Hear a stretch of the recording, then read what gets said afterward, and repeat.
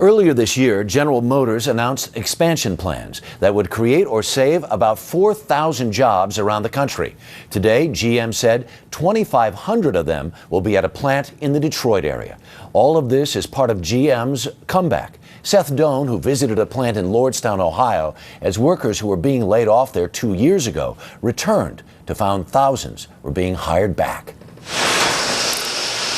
This is the sound of an entire town being jolted back to life by 4,000 pounds of steel. My heart could burst that I'm just that excited to be here. Just to have a job. Just to have a job. Bobby Marsh had been unemployed for a year and a half. We first met her back in January 2009, 1 month after being laid off like 2,200 others when GM cut production of the now defunct Cobalt. I want to be able to provide on my own. It's tough.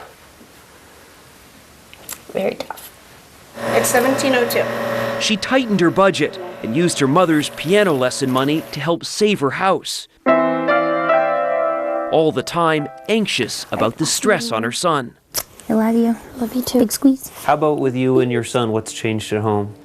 I feel like I'm a better mom Why? because I'm not worried about where my paycheck's coming.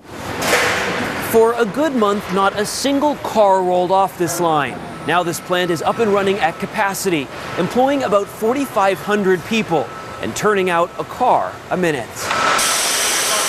You know, going from telling people they're laid off to telling people, hey, we're hiring, come on back in. I mean, that gives you a sense of gratification right there. Plant manager Bob Parcell is proud of the new car coming off the line now, the fuel-efficient Chevy Cruze.